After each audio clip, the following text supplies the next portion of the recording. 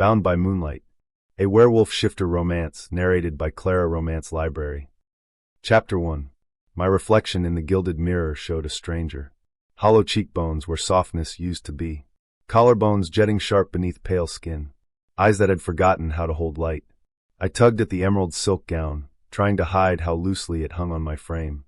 3 months ago it had fit perfectly. Now it gaped at the waist, revealing ribs that pressed too close to the surface. Stop fidgeting. Garrett's voice cut through my thoughts like a blade. He stood in the doorway of the dressing chamber, immaculate in midnight blue velvet, his amber eyes cold and assessing. You look acceptable. Barely. Acceptable meant I'd avoided punishment. Barely meant I'd walked a knife's edge and survived. Tonight was the Lunar Summit, an annual gathering where the 5 major packs of the Northern Territory assembled under the full moon to renew alliances and settle disputes. Alpha Supreme Kaine Nightshade would be there, the most powerful werewolf in 3 territories, ruler of the Obsidian Fong Pack and keeper of the ancient laws. And I would stand beside Garrett Thornwood, his perfect, obedient, utterly human fiancé. The lie of it tasted like ash. Remember what we practiced. Garrett crossed to me, adjusting the emerald choker at my throat with fingers that pressed just slightly too hard. You smile when spoken to. You agree with everything I say. You do not mention your family's complications. By complications, he meant their bankruptcy. The Ashfords had been minor nobles once, before bad investments and worse luck drained our coffers dry.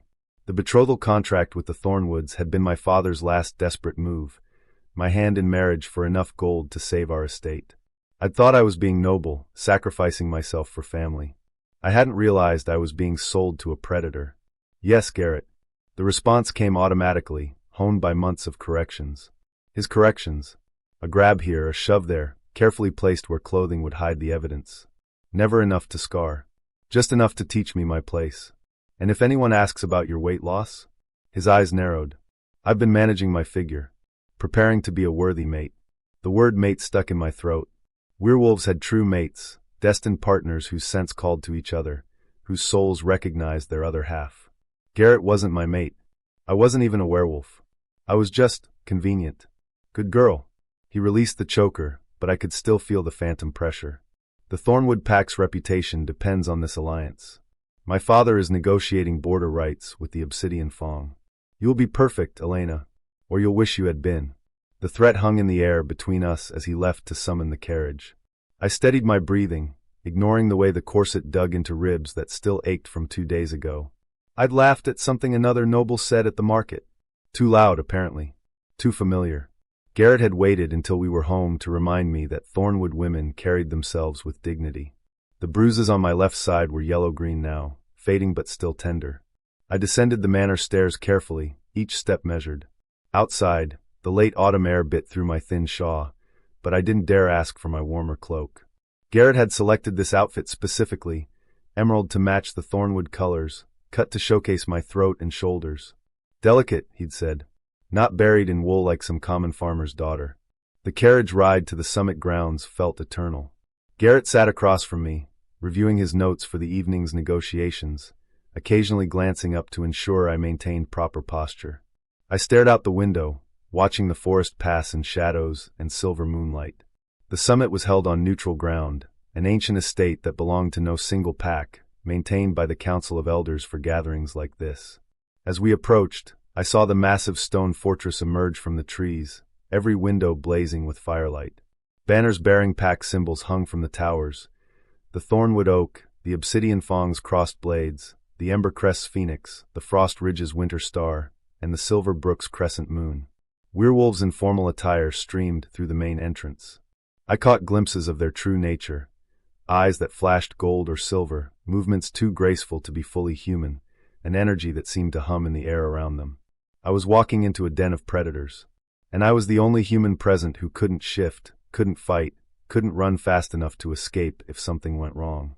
Stay close, Garrett commanded as we exited the carriage. His hand found the small of my back, possessive and controlling. Do not wander. Do not speak to anyone without my permission. The great hall stole what little breath my corset allowed. Vaulted ceilings soared overhead, carved with scenes of wolves running beneath ancient moons.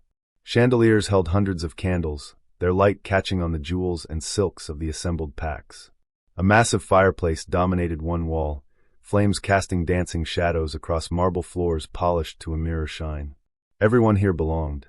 Everyone except me. Garrett steered me through the crowd, introducing me to his father's allies. Each conversation blurred into the next. I smiled when expected, agreed when prompted, became invisible beside him, exactly as I'd been taught. My vision started to blur around the edges. When had I last eaten? Yesterday morning, perhaps. Half a portion of bread and weak tea. Garrett had been displeased with how I'd looked in my day dress, suggested I needed to show more discipline. I'd stopped arguing about meals weeks ago. The room tilted slightly. I blinked hard, forcing focus. Not here. Not now. The Alpha Supreme has arrived, someone murmured. The crowd shifted, creating a natural aisle.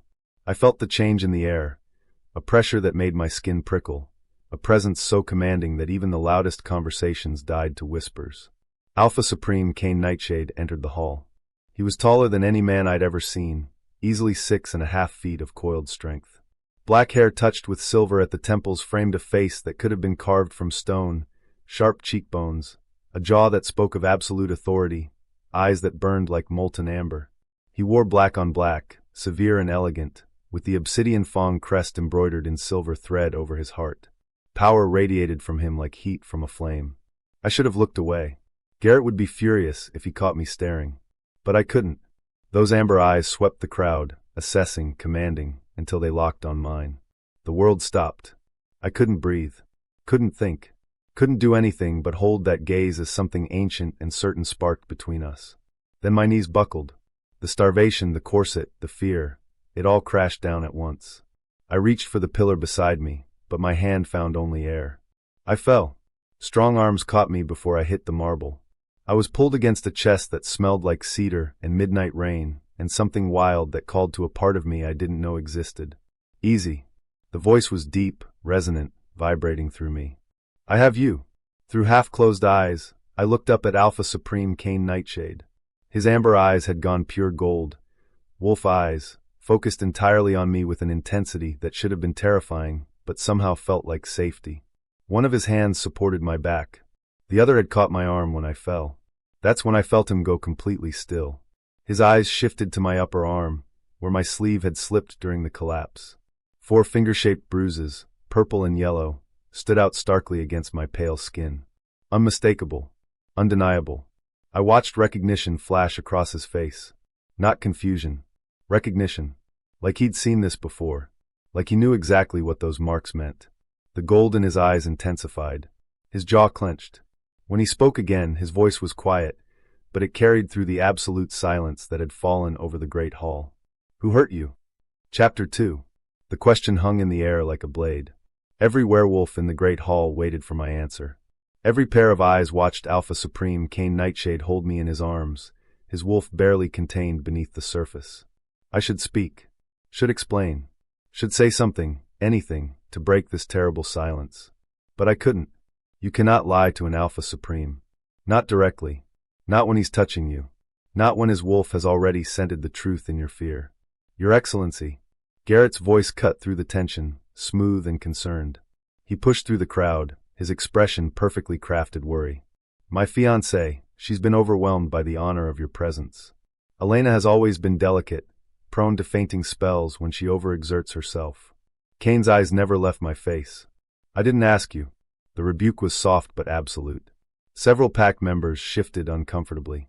No one contradicted an Alpha Supreme. Lady Elena. Kaine's voice gentled slightly, though his wolf still blazed in his eyes. Who? Hurt. You. It wasn't a question anymore. It was a command, spoken with the power of an alpha who could compel truth from anyone in his territory. My lips parted. The words wanted to spill out despite every survival instinct screaming at me to stay silent. My voice broke. The room spun again. Black spots danced across my vision. She needs medical attention. Kaine stood in one fluid motion, lifting me as though I weighed nothing. One arm beneath my knees, the other supporting my back. Someone fetch Healer Voss. Now. Your Excellency, I assure you, I can care for my betrothed. Garrett reached for me, his smile still in place, but his eyes promising consequences later. Kaine shifted, angling his body to keep me away from Garrett's grasp. Something dangerous flickered across the Alpha Supreme's face, a predator recognizing a threat to something he'd claimed as his to protect. Your betrothed is under my care pending medical examination. You may leave. The dismissal was absolute. Final. Garrett's mask slipped for just a fraction of a second. I saw the fury, the calculation, the promise of retribution before he smoothed it away. Of course, Your Excellency. I only wish to ensure Elena receives the best attention. She will. Kaine's tone left no room for argument. Guards, escort Lord Thornwood from the medical wing. He is not to enter until I permit it. 2 members of the Obsidian Fong pack materialized, tall, dangerous-looking wolves whose presence made it clear this wasn't a request. Garrett had no choice but to bow stiffly and retreat, though his gaze found mine across the hall. The message was clear: this isn't over. Kaine carried me through corridors that blurred together in my fading consciousness. Stone walls, tapestries depicting ancient wolf battles, torches casting golden light that made everything feel dreamlike. I should protest, should demand to be put down, should worry about the scandal of being carried through the summit grounds by the Alpha Supreme himself.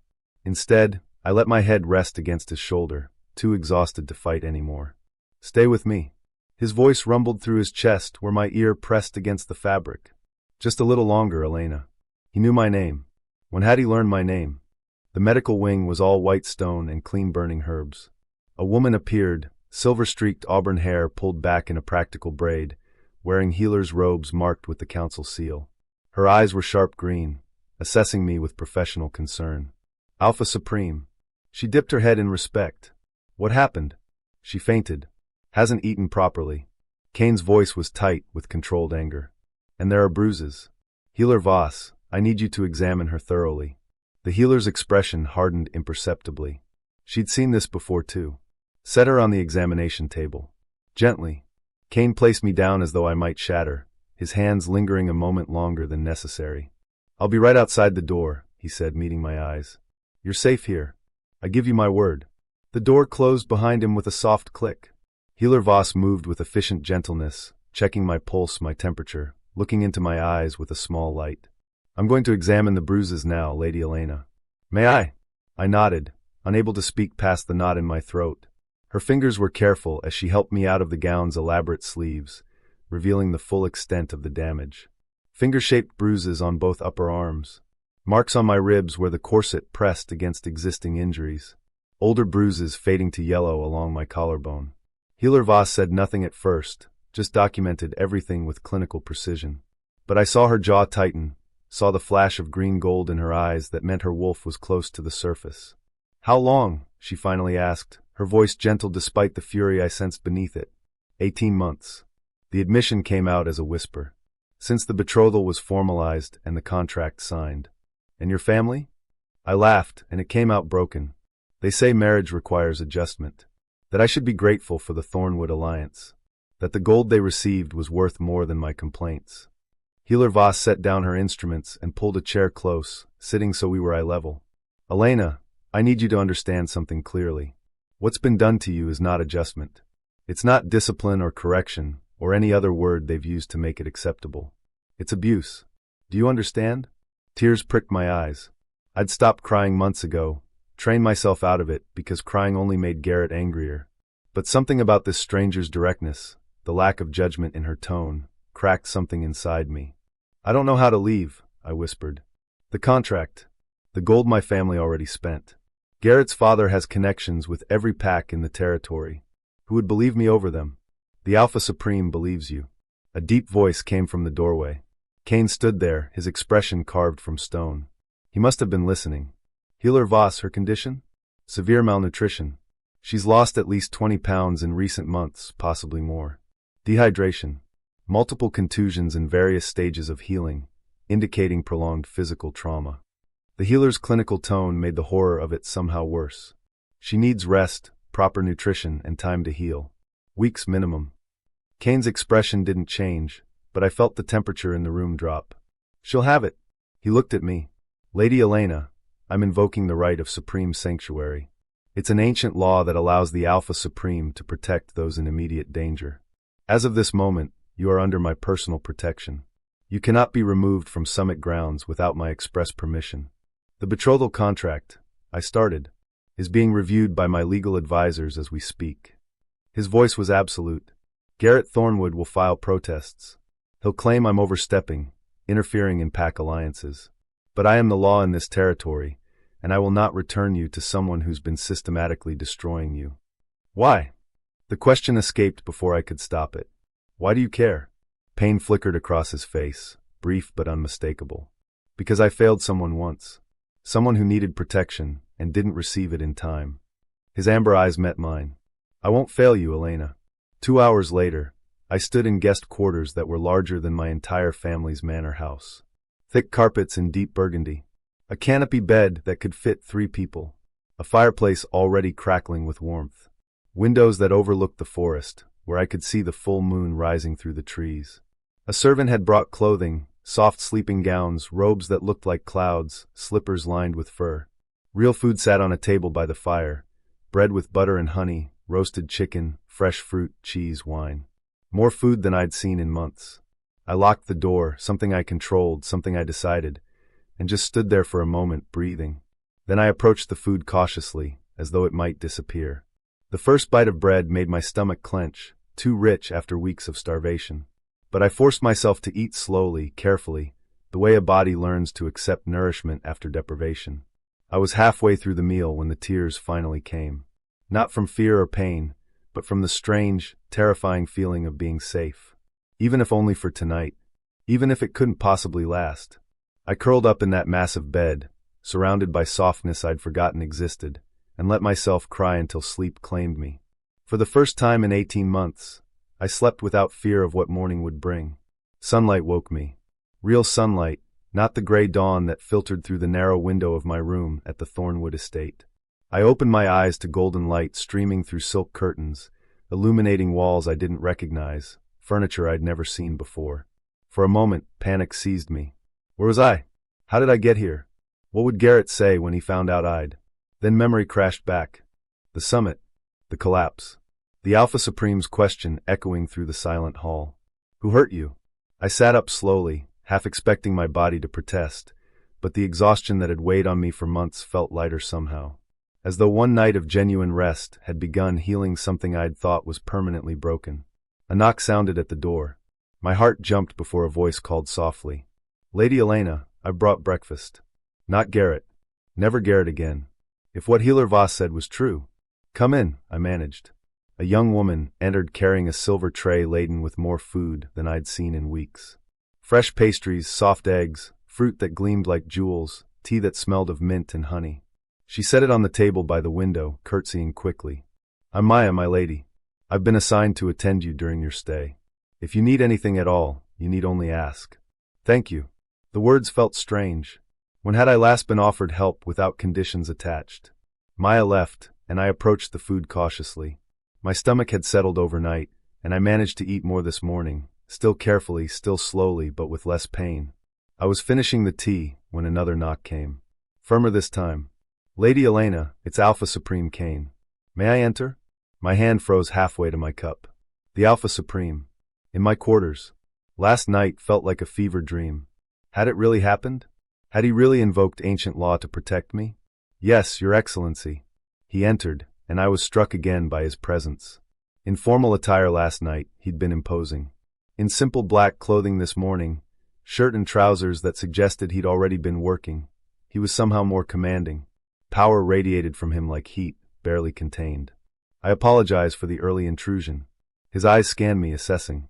I wanted to check on your condition personally. I'm well. Better. I gestured vaguely at the room, the food, the impossible safety of it all. Thank you for all of this. He moved to the window, standing with his back to me as though giving me space. Elena, I need to ask you something, and I need you to be completely honest with me. He paused. Not for legal proceedings yet. Not for evidence. Just so I understand what we're dealing with. We. The word made my chest tight. When had anyone included themselves in my suffering? What do you want to know? Tell me everything. From the beginning. So I did. Chapter 3. The words came haltingly at first, then faster, like poison finally being drawn from a wound.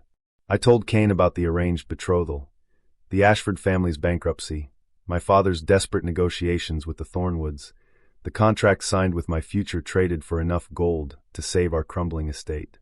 Garrett was charming during courtship, I said, my voice steady despite the trembling in my hands. He brought flowers, wrote poetry, promised partnership and respect. He said I would want for nothing as his wife. Kaine remained at the window, his back to me, but I could see the tension in his shoulders. The change happened the day after the contracts were signed. We were at dinner with both families. I laughed at something his father said, too loudly apparently. Garrett excused us to the gardens. I swallowed hard. He said I'd embarrassed him, made him look like he couldn't control his future wife. Then he slapped me. Kaine's entire body went rigid, but he didn't turn, didn't interrupt. I was so shocked, I just stood there. He apologized immediately. Said the stress of the betrothal had made him act out of character. Swore it would never happen again. I laughed bitterly. It happened again 3 days later. Then again. Each time with a new excuse, a new reason why I'd forced his hand. The escalation had been methodical, I explained. Slaps became grabs that left bruises. Grabs became shoves. He learned exactly where to strike to cause maximum pain, while leaving minimal visible evidence. My upper arms, my ribs, my back. Places my clothing would cover. I pulled my robe tighter. Places I learned to hide. The starvation started 6 months ago, I continued. He said I was getting soft, that the Thornwood pack required a mate of certain standards. Some days he'd permit half portions. Other days nothing at all. He called it building discipline. I told him about the isolation, how Garrett gradually cut me off from friends, claiming they were bad influences. How he monitored my correspondence, my movements, who I spoke to and when. My own parents dismissed my concerns, I said flatly. They said marriage requires compromise, that I needed to try harder to please him. They needed the Thornwood alliance. My comfort was less important than political advantage. Finally, Kaine turned. His eyes were pure gold, his wolf fully present and barely controlled. How many times did you try to leave? Once. My voice caught. I made it as far as my family's estate. My father sent me back with a lecture about honoring commitments. About how the gold was already spent, the contracts already signed. About duty and sacrifice and everything except whether I was safe. I pulled up my sleeve, showing a faint scar on my forearm. Garrett found me packing 2 days later. He was so angry. I traced the scar. He said if I ever tried again, it would be worse. I believed him. The silence stretched between us, heavy with things unsaid. Then Kaine crossed the room in 3 strides and knelt before my chair, putting himself at my eye level. The gesture was so unexpected, so contrary to every protocol about Alpha Supremes, that I froze. I failed someone once, he said quietly. My mate Elena. She was suffering under someone I trusted, and I didn't see it until it was too late. His voice roughened. I won't fail you, Elena. I swear on my position, on my wolf, on everything I am, Garrett Thornwood will never touch you again. Before I could respond, the door burst open. Healer Voss rushed in without knocking, her face pale. Your Excellency, forgive the intrusion, but you need to see this immediately. Kaine stood smoothly. What is it? My examination last night revealed something unusual in Lady Elena's blood work. I ran additional tests this morning. She looked at me, her expression a mixture of concern and wonder. Your Excellency, Lady Elena isn't fully human. The room tilted. What? I whispered. Healer Voss pulled out a parchment covered in notes and diagrams. You carry dormant werewolf blood, Elena. The markers are unmistakable. Accelerated healing rates, enhanced bone density, sensitivity to lunar phases. It's diluted, likely from a grandparent or great-grandparent whose heritage was suppressed, but it's there. That's impossible. I stood shakily. My family has been human for generations. We have records. Records can be altered. Kaine's voice was tight.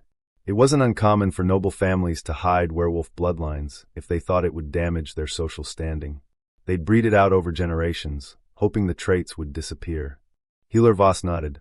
Dormant doesn't mean gone. It means sleeping. And Elena. She met my eyes. I think your wolf has been protecting you all along, keeping you alive through starvation and abuse that would have killed a fully human woman weeks ago. My hands started shaking. Garrett's family. Did they know? That's exactly what I suspect. Kaine's expression hardened. The Thornwoods have been attempting to strengthen their bloodline for decades. Their own wolf heritage is weak, diluted. They've been seeking brides with dormant traits, trying to produce children with stronger abilities. And when those brides didn't produce the desired results, I asked, though I already knew the answer. The first betrothed died in a hunting accident 2 years ago, Healer Voss said quietly. The second broke the engagement and fled the territory. Both had traces of dormant wolf blood in their medical records. Horror flooded through me.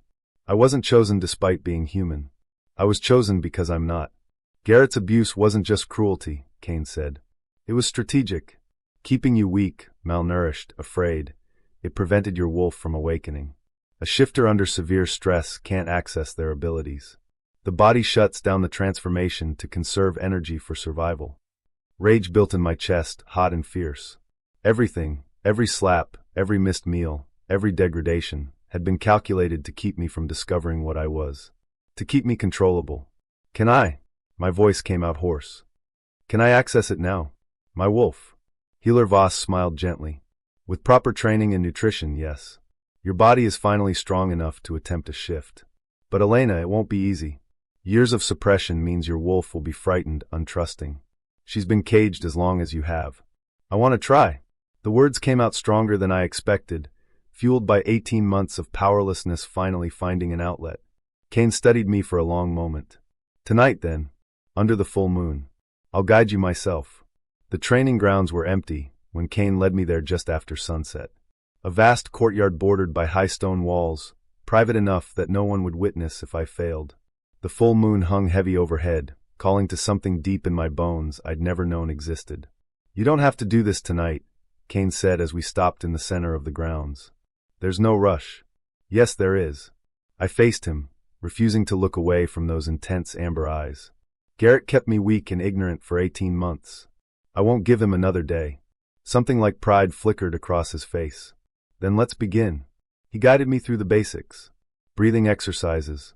Meditation to connect with the wolf I'd never known existed. Don't force it, he instructed. Just listen. Your wolf has been trying to reach you for years. Let her know it's finally safe. I closed my eyes, focusing inward. At first, there was nothing but my own frantic heartbeat. Then gradually I felt it. A presence that wasn't quite separate from me, but wasn't quite the same either. Ancient. Patient. Furious. Finally, a voice whispered in my mind. Not words exactly, but understanding. Finally, you hear me. She's there. I breathed, opening my eyes. I can feel her. Good. Kaine moved closer, his own eyes shifting to gold. Now let her out. Don't fight the change. Embrace it. Fear spiked through me. What if I can't? What if there's nothing? There's everything there. His conviction was absolute. Your wolf has been protecting you all along, Elena. She's kept you alive when you should have died. She's given you strength when you had nothing left. Let her show you what you truly are. I took a deep breath and surrendered control. Pain exploded through my body, but not the pain of injury. This was transformation. Bones and muscles remembering an ancient pattern they'd been denied. My hands shifted first. Fingers elongating, bones restructuring. Silver white fur sprouted along my arms as claws emerged, gleaming in the moonlight. My senses sharpened impossibly. I could smell the cedar trees beyond the walls, the mineral scent of the stone, Kaine's approval and encouragement rolling off him in waves. Golden light flashed across my vision as my eyes changed, the world suddenly brighter, sharper, more alive than I'd ever seen it. The partial shift held for only seconds before exhaustion forced me back. My body couldn't sustain it yet. 18 months of abuse had left me too weak. But those seconds were enough. I staggered, and Kaine caught me before I could fall, his arms steady and sure. Easy, he murmured. First shifts are draining. Did you see? I looked up at him, breathless with wonder and terror and something like joy. I have claws, I whispered, staring at my hands, human again, but I could still feel the ghost of that transformation beneath my skin. My wolf. She's real. She's magnificent. His voice was rough with emotion. And she's been waiting for you. Healer Voss approached from the shadows where she'd been observing, carrying water and looking pleased. Excellent progress for a first attempt. The partial shift is a good sign. It means your body is remembering. With practice, you'll achieve full transformation. But I barely heard her. I was staring at my hands, still feeling my wolf's presence curled inside me. No longer sleeping, but awake and aware in mine. Again, I said. I want to try again. Kaine smiled, the first real smile I'd seen from him. Tomorrow. Tonight, you rest and let your body adjust. This is just the beginning, Elena. As he walked me back to my quarters, our shoulders nearly touching in the narrow corridor, I realized something had shifted between us. Not just my wolf awakening, but something else. Something neither of us had named yet. "Thank you," I said at my door. "For believing me. For helping me find this." He looked at me with those intense eyes, and for a moment I thought he might say something significant. Instead, he simply nodded. "Sleep well, Lady Elena. Tomorrow, we'll work on sustaining the shift longer." But as I lay in bed that night, my wolf content and settled for the first time in my life, I could still feel the warmth of his hands where he'd steadied me. I could still smell cedar and midnight rain on my skin. And I wondered if the awakening I was experiencing came in more forms than one. Chapter 4. I found him in the Summit archives 3 nights after my first shift. I hadn't meant to. Couldn't sleep, had wandered the corridors with my newly awakened senses cataloging every sound and scent. The building felt different now, alive in ways I'd never perceived before. But something drew me to the archive's heavy oak doors. And when I pushed them open, I found Alpha Supreme Kaine standing before a portrait I'd never noticed before. A woman looked down from the gilded frame. Beautiful in an ethereal way, golden hair like summer wheat, eyes the color of forest moss, a smile that seemed uncertain even in paint. She wore a gown of deep violet, and around her neck hung a pendant marked with the obsidian fawn crest. Luna's colors. A mate's pendant. Lina. Kaine's voice was rough, as though he'd been standing here for hours. He didn't turn, but I knew he'd sensed my presence the moment I entered. My mate. Dead 3 years this week. I should leave, give him privacy with his grief. Instead, I moved closer, my bare feet silent on the stone floor. "You mentioned her once," I said softly. "That you'd failed someone." "I did more than fail her." He finally looked at me, and the raw pain in his eyes made my chest ache. I was complicit in her destruction. I just didn't see it until she was gone. "Tell me." The words came out as an invitation rather than demand. "Please." He turned back to the portrait, and for a long moment I thought he wouldn't speak. Then the story came, each word carved from grief and guilt. Lina was the daughter of the Ember Crest Alpha. Our bonding was political, uniting the Supreme Pack with the second most powerful pack in the territory. But she tried to make it real. She was kind, gentle, eager to be a good mate in Luna. His jaw tightened. I was too busy being Alpha Supreme to notice when that eagerness turned to desperation. I stayed silent, letting him find his own pace. She became withdrawn about a year into our bond. Anxious, fearful of disappointing me. I thought it was adjustment, the pressure of being Luna, the public scrutiny, the responsibilities. His hands clenched into fists. I encouraged her to confide in my second, Marcus. He'd been my closest friend since we were cubs. Someone I trusted absolutely. A cold feeling settled in my stomach. What did he do? Psychological warfare, mostly. Kaine's voice dropped. Convinced her she was inadequate as Luna. Too weak, too simple-minded. He'd praise her in public, then tear her down in private. Made her question every decision, every word, every thought. Isolated her from the other pack members by suggesting they were mocking her behind her back. He paused, pain flashing across his features. He told her I was ashamed of her, that I regretted our bond, that I was planning to dissolve the mate connection and choose someone stronger. My wolf stirred, recognizing the tactics. It's what abusers do. Make you believe you're the problem. She started taking risks, Kaine continued. Dangerous risks, trying to prove herself worthy. She'd volunteer for border patrols she wasn't trained for, push herself beyond her limits during hunts. I noticed, but thought it was confidence building. I encouraged it. The self-loathing in his tone was palpable. The day she died, she joined a hunt in the Razor Ridge Mountains. Treacherous terrain even for experienced shifters. She fell trying to navigate a cliff face that should have been avoided entirely. By the time we reached her, his voice broke. The fall had been too severe. Even our healing couldn't save her. And Marcus? I discovered the truth 6 months after her death. One of Lina's ladies-in-waiting finally came forward with evidence. Letters Marcus had written, supposedly from me, filled with criticisms and disappointments that were never mine. Witnesses to his private conversations with Lina, where he'd poisoned her against me and herself.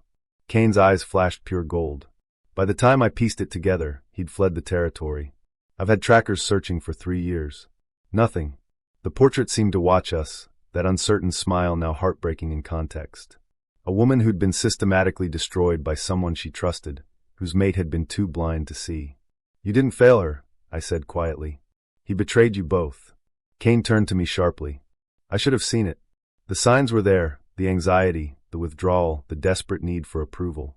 I was her mate. I should have known. Garrett had my own family convinced I was dramatic and difficult. I moved to stand beside him, both of us facing the portrait now. Abusers are skilled at deception. They isolate their victims from support systems, make everyone doubt the truth. You're not responsible for Marcus's choices. I was responsible for protecting her. His voice was raw. I failed. No. I reached out tentatively, touching his arm. You were deceived by someone you trusted. There's a difference. Garrett spent 18 months making me believe I deserved his cruelty, that I was too sensitive, too flawed. I believed him because he was that convincing. Your second did the same to Lina, and to you. Kaine looked at my hand on his arm, then at my face. How do you do that? Do what? Understand. Without judgment or platitudes. His voice softened. Most people tell me to move on, that it wasn't my fault. You actually understand why that doesn't help. Because I carry the same guilt. I dropped my hand, but didn't step away. I keep thinking about all the times I could have fought back, could have run, could have told someone who might have actually helped. The what-ifs are endless. But you're here now, he said. Fighting back. So are you. I held his gaze. You invoked supreme sanctuary to protect me. You're building a case against Garrett despite political consequences. You're helping me discover my wolf. That's not failure, Kaine. That's redemption. Something shifted in his expression. Vulnerability, giving way to something warmer, more present. When I caught you at the summit, he said slowly, when I saw those bruises. He stopped, seeming to search for words. I thought, not again.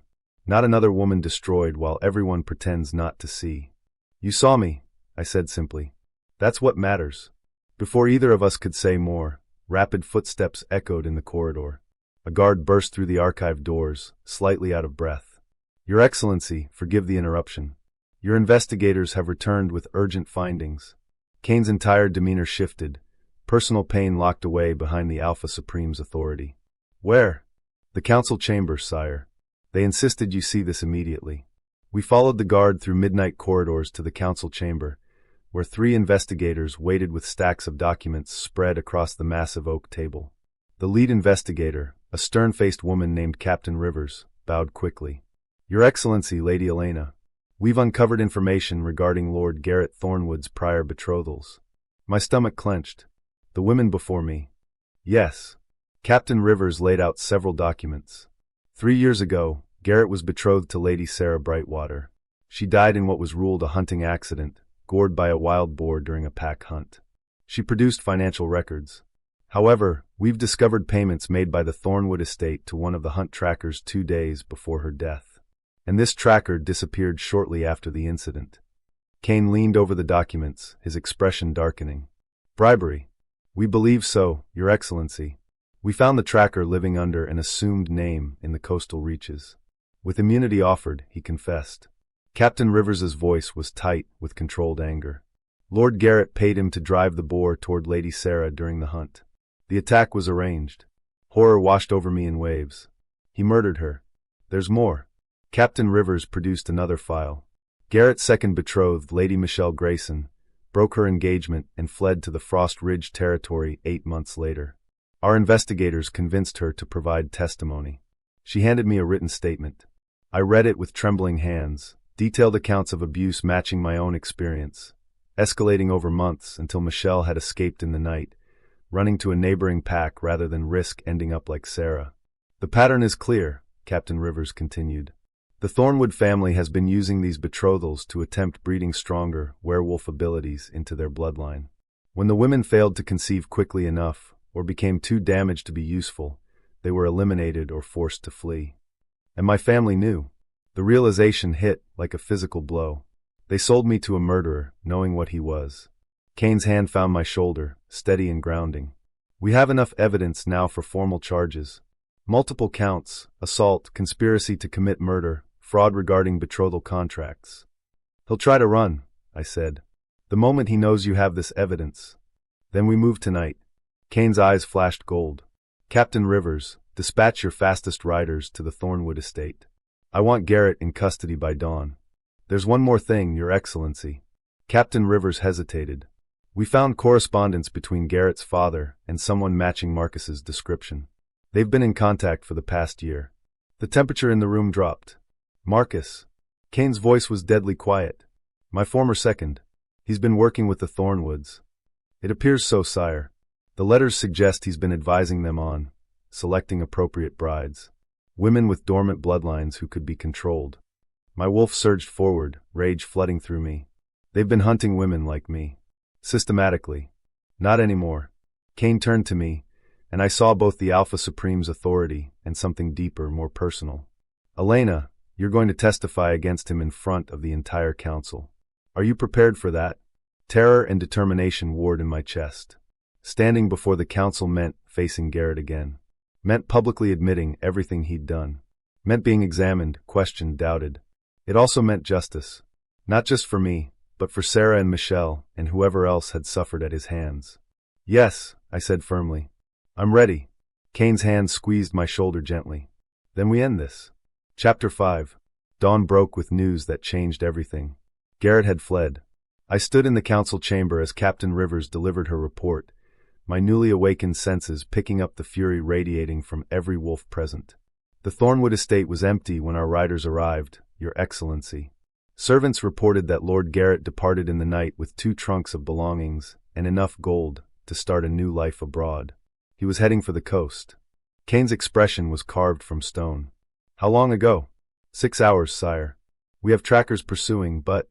He knew. I heard my own voice, surprisingly steady. Someone warned him you were investigating. His father, Kaine said flatly. Lord Thornwood has connections throughout the territory. He must have learned of our inquiries. His eyes flashed gold. Send word to every port, every border crossing. Garrett Thornwood is not to leave this territory. As the investigators dispersed, Kaine turned to me. Elena, I need you to stay within the summit grounds. If Garrett is desperate enough to run, he might be desperate enough to attack, I finished. My wolf stirred uneasily. I understand, but understanding didn't ease the knot of fear in my stomach.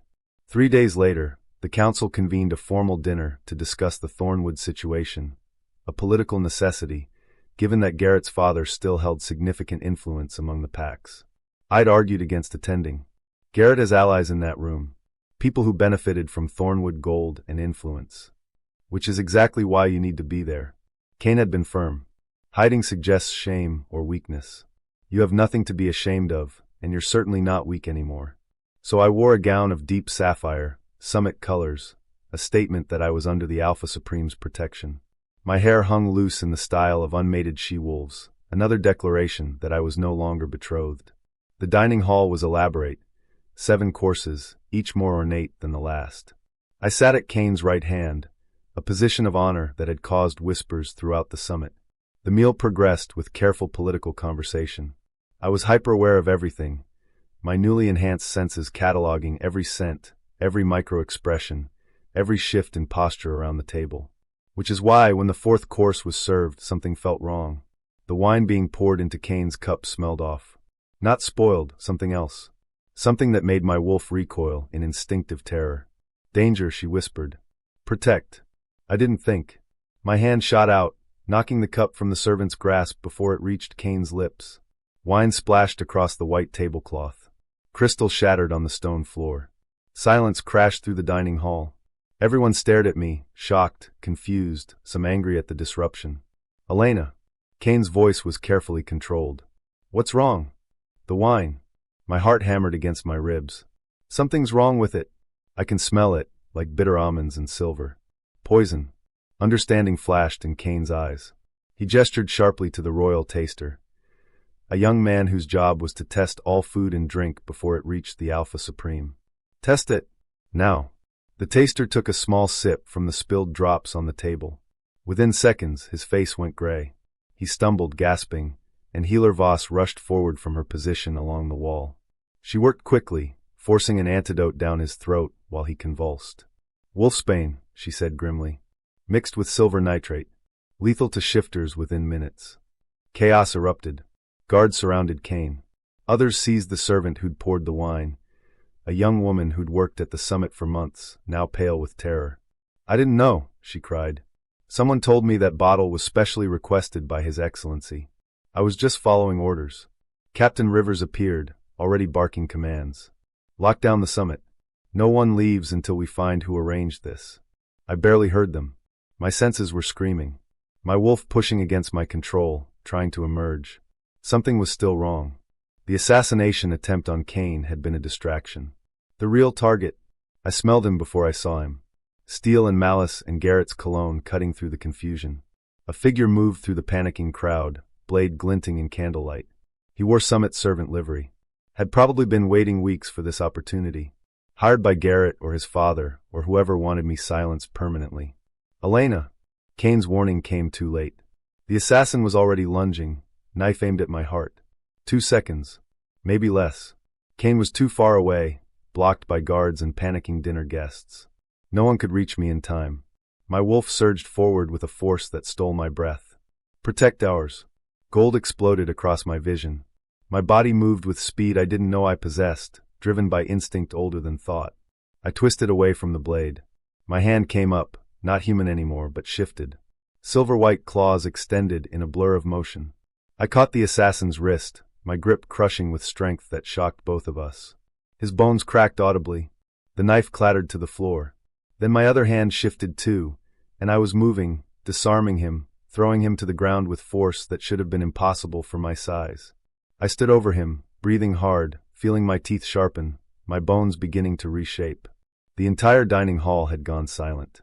Everyone stared at me, claws extended, eyes burning wolf gold, standing over a fallen assassin with the posture of a predator protecting her territory. My wolf's voice in my mind was clear for the first time ever. Mine. Protect ours. She wasn't just talking about me. She was talking about Kaine. About this place that had become sanctuary. About the life we were building. Lady Elena. Kaine's voice cut through my wolf's fury.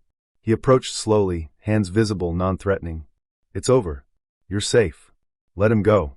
I looked down at the assassin, still pinned beneath my partially shifted form. Guards were rushing forward to take custody. Slowly, I released him and stepped back. My claws retracted. My eyes faded from gold to their natural hazel. The dining hall remained frozen in shock. I'd just publicly shifted, partial but undeniable. My heritage was no longer something that could be questioned or dismissed. Alpha Dominic of the Ember Crest Pack was the first to speak. By the old laws, she has the right to defend herself and her pack. He looked directly at me with something like respect. Lady Elena is clearly one of us. Murmurs of agreement rippled through the shifter representatives. Even those who'd been skeptical now saw proof they couldn't deny. But Lord Ashton, one of Garrett's father's closest allies, stood abruptly, his face twisted with disgust. This is an outrage.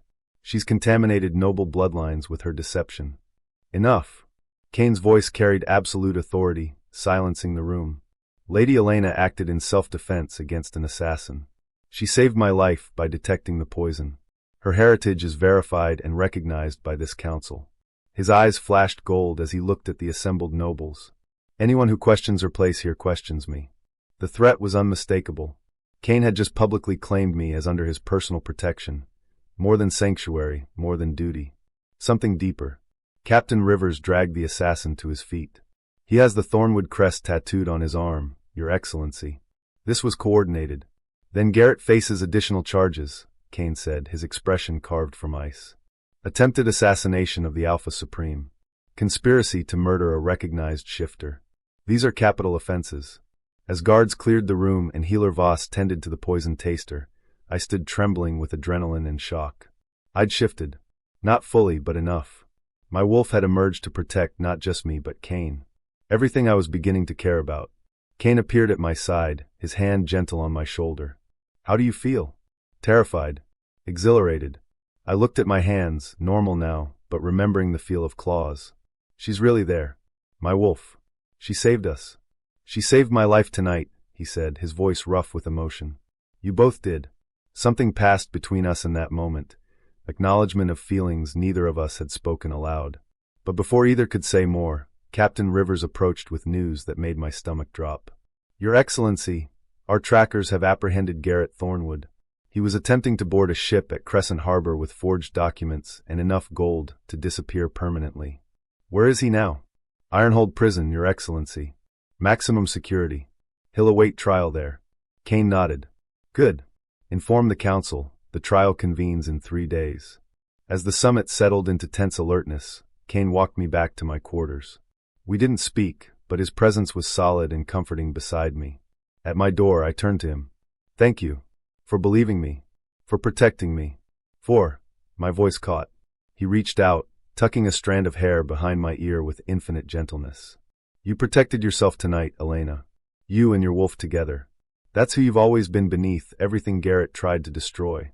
After he left, I stood before my mirror, watching my eyes flash gold as my wolf stirred, content and proud. We fought back. We won.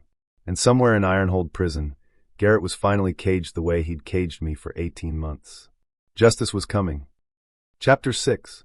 The trial convened in the Grand Council Hall 3 days later. I stood at the entrance, my hands steady despite the fear crawling up my spine. Behind those doors, the entire council waited.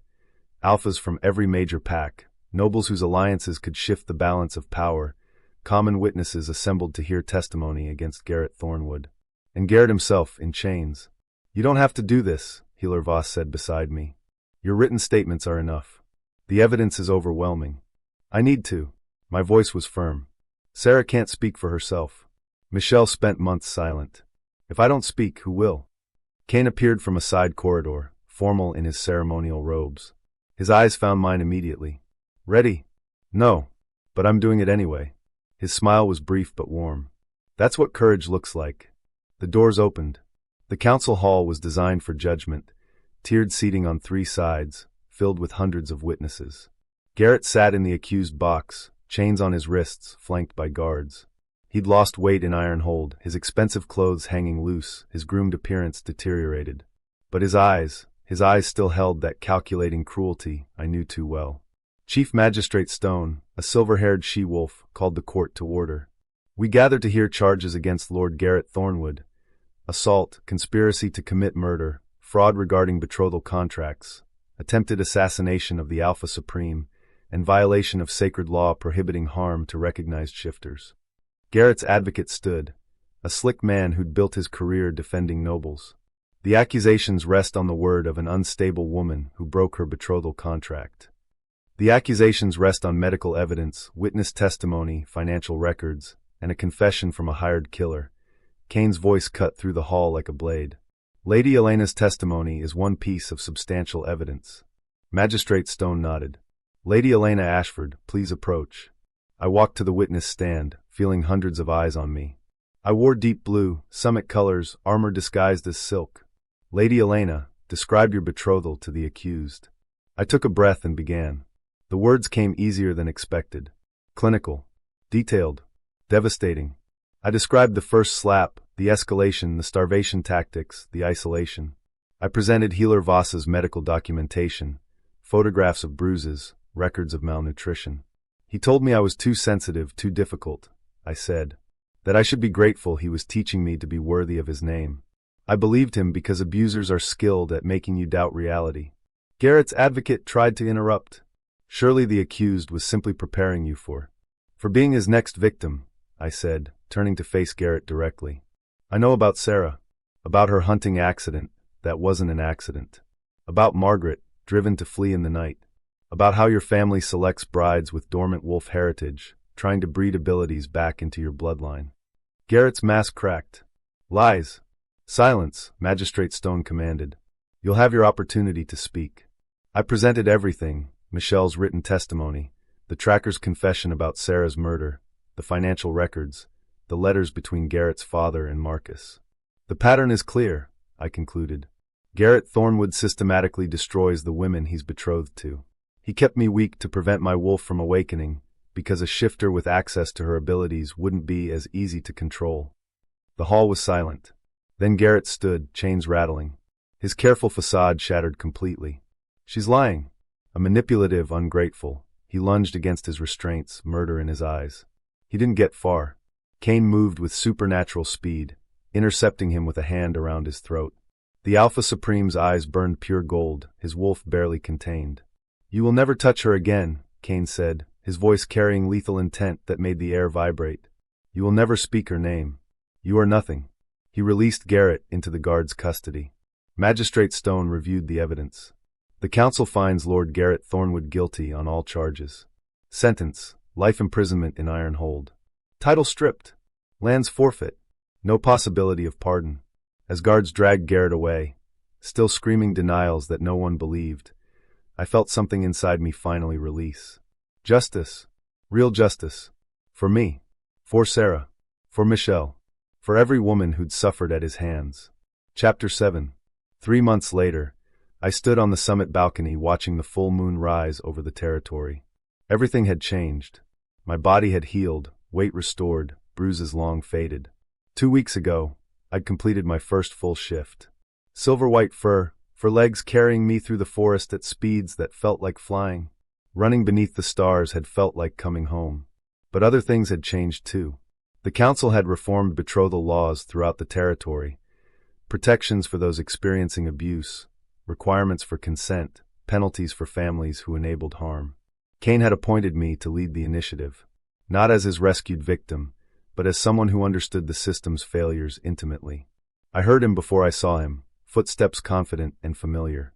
Kaine joined me at the railing, his presence warm and solid beside me. We'd grown closer these past months, though both of us had been careful, respectful of my healing. The council formally requested today that you accept the position of Luna, he said quietly. Not just as my mate, but as a political figure, leading the reforms you've begun. My heart jumped. That means visibility, scrutiny, facing your trauma repeatedly as you fight to change the system. His amber eyes met mine. You don't have to decide now. You don't have to decide ever if it's too much. I know I don't have to. I smiled, feeling fierce joy rise in my chest. That's exactly why I'm choosing to. I turned to face him fully. Garrett wanted to make me invisible, inconsequential. Instead, I'm going to become impossible to ignore. I'm going to be your Luna, Kaine. I'm going to stand beside you and remake the laws that failed me, and every woman like me. Pride and love shone in his expression. Then the territory is fortunate to have you as Luna. He cupped my face gently. And I'm the most fortunate male alive to have you as my mate. I'm falling in love with you, I admitted, the words both terrifying and liberating. Not because you rescued me, but because you gave me space to rescue myself. Because you see my strength even when I'm still finding it. I fell in love with your courage the moment you opened your eyes in my arms and chose to trust me with the truth. His voice roughened. I love you, Elena.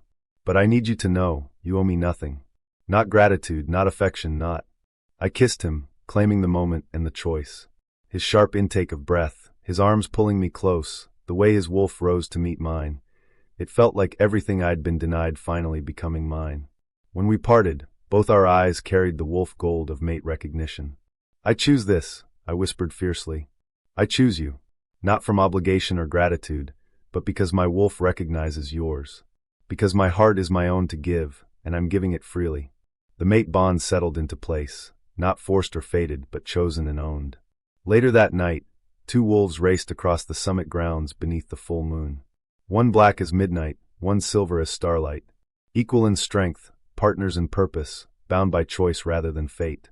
I had fallen before the Alpha Supreme. But I'd risen as his Luna, not because he'd lifted me up, but because he'd given me the space and safety to stand on my own. And together, we would ensure no woman would suffer as I had. The moon watched us run, and I was finally truly free. Thank you so much for watching Bound by Moonlight, here on Clara Romance Library. If Elena's story of transformation from silenced victim to powerful Luna touched your heart, please consider subscribing to our pack. Your subscription means the world to us, and helps us continue bringing you powerful werewolf romance stories every week. Don't forget to hit that like button and share this video with fellow wolf romance lovers who need to hear Elena's message, that sometimes the greatest courage isn't found in never falling, but in rising stronger than before, and that true love empowers rather than controls. Drop a comment below, and let me know, what was your favorite moment from Elena's journey? Was it when she first shifted, and her silver wolf emerged under the full moon?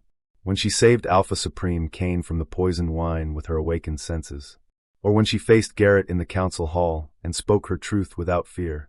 Until next time, may the moon goddess watch over you, and remember, you are never too broken, too scarred, or too wounded to reclaim your power.